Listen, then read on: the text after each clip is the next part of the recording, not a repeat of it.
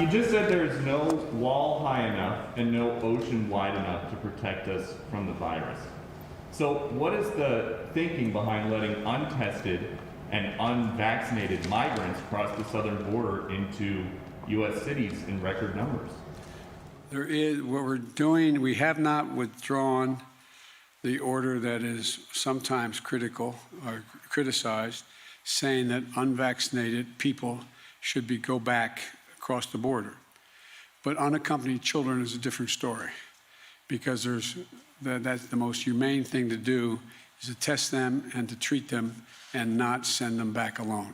Right, exactly. An excellent question that the president did not answer.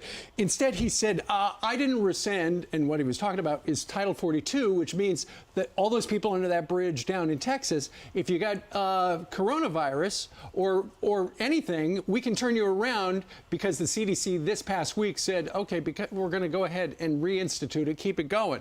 He made it sound like because of Title 42, we're turning everybody around except kids. And that is an absolute misrepresentation of what is going on in the southern border. It was a complete deflection, because he knows the American people are compassionate about the kids. We don't want them to be harmed in the process. But it's not just kids coming across the border. It's families. It's willing and able-bodied men coming across the border. Right. And a lot of them have COVID. There's crime. And what we know so far from our sources and the drone footage that we continue to show every single day, that these people are being processed, they're being put on a bus.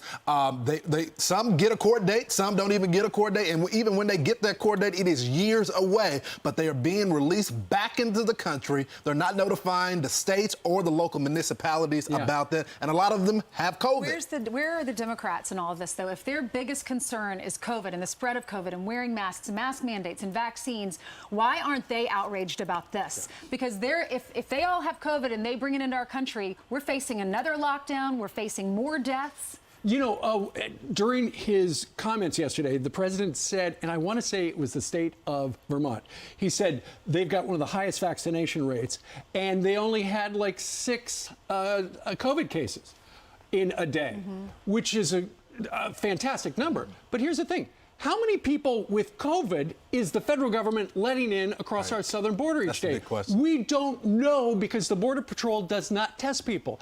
And then you got the getaways. They're people who just race for Omaha, and, you know, nobody's able to track them. And here's the double standard, too. President Biden was criticizing the governor of Texas, Governor Abbott, for the increase in COVID cases. And DeSantis. While letting them release it in those states. While letting them walk right into their state.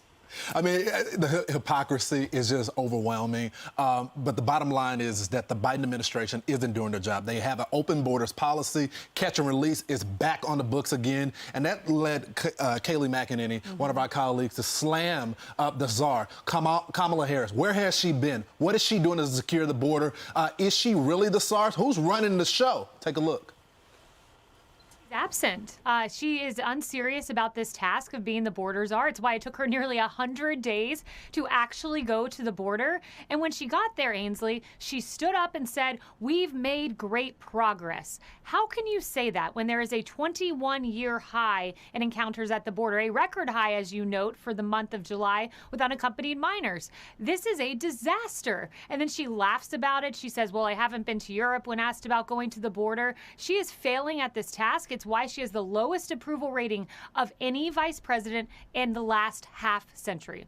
The Democrat that has been vocal about this is Henry Cuellar, and he is saying that they need to appoint Jay Johnson to do the job. He is not a part of the administration, but he was known to enforce the laws that are on the books. But Mayorkas was the deputy under Jay Johnson. He knows what to do. The administration is just refusing to do it. Sure, and one of the things they're going to start doing here in New York City, and Lawrence went out and about, if you miss his 6 o'clock hour, you miss a lot, where he talks to the people about, it sounds like Mayor de Blasio, they're going to start in a couple of weeks, they're going to require, if you want to go indoors to a restaurant or a theater or a sporting event or a museum or any of those things, a gymnasium, you're going to have to prove you have been vaccinated. It's not one of those things where you get to wear a mask if you're unvaccinated. You have to get a vaccination. Otherwise, you're going to be kept out from indoors New York City.